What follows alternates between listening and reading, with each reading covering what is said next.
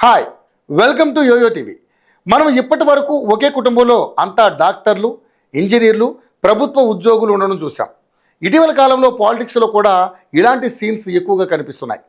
ఒకరు రాజకీయంగా సక్సెస్ అయితే ఫ్యామిలీ నుంచి ముగ్గురు నలుగురు ఈజీగా రాజకీయాల్లోకి ఎంట్రీ ఇస్తున్నారు. ప్రస్తుతం ఏపీ పాలిటిక్స్ విక్టరీతో కొనసాగుతోంది. డిప్యూటీ సీఎం పవన్ కళ్యాణ్ నాగబాబును రాష్ట్ర క్యాబినెట్లోకి పంపబోతున్నారు. ఇదిలా ఉంటే ఇప్పుడు మెగాస్టార్ చిరంజీవిని పెద్దల సభకు పంపనున్నట్లుగా ప్రచారం జరుగుతోంది. అయితే చిరంజీవి మళ్ళీ ఏ పార్టీలోనూ చేరాలనుకోవడం లేదు. ఇప్పుడు కూడా ఆయన ఏ పార్టీలోనూ చేరరు. అయినా రాజ్యసభకు పంపే ప్లాన్ను బీజేపీ రెడీ చేస్తున్నట్లుగా తెలుస్తుంది. ఇప్పటికే పవన్ కళ్యాణ్ ఈ అంశంపై బీజేపీ పెద్దలతో చర్చించారని, అంతా ఓకే అయిపోయిందని అంటున్నారు.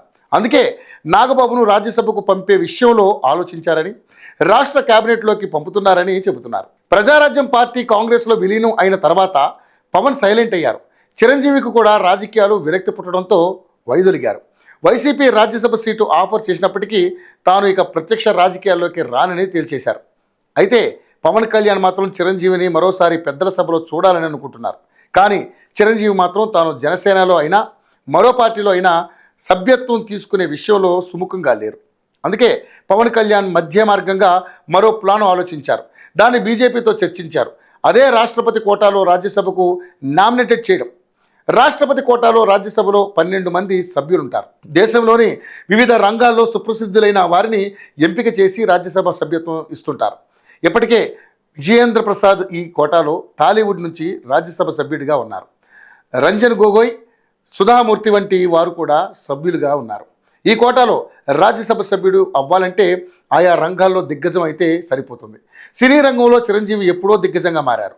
నామినేటెడ్ కావాలని బీజేపీ సభ్యత్వం కూడా తీసుకోవాల్సిన అవసరం లేదు. రాష్ట్రపతి నామినేటెడ్ చేయాల్సిన రాజ్యసభ స్థానాలు ప్రస్తుతం 4 ఖాళీగా ఉన్నాయి. వాటిలో ఎవరెవరిని నియమించాలన్న దానిపై కేంద్ర ప్రభుత్వం కసరత్తు చేస్తోంది. ఆ 4గింట్లో 1 చిరంజీవికి ఖరారు చేశారన్న సమాచారం రాష్ట్ర రాజకీయ వర్గాలకు చేరుతోంది. నాగబాబు రాజ్యసభ రేసులో ముందున్న ఇద్దరిని రాజ్యసభకు పంపడం సముచితం కాదన్న ఉద్దేశంతో నాగబాబును రాష్ట్ర రాజకీయాల్లోనే ఉంచాలని చెబుతున్నారు. పవన్ కళ్యాణ్ ఢిల్లీ పర్యటనలో ఇప్పటికే ఈ అంశంపై చర్చించారని, మొత్తం ఫైనల్ అయ్యిందని, అధికారిక ప్రకటనే మిగిలి ఉందని భావిస్తున్నారు. రాష్ట్రపతి కోటాలో రాజ్యసభకు మెగాస్టార్ నామినేటెడ్ అయితే జన సైనికుల ఆనందానికి అవధులుండవు మరి.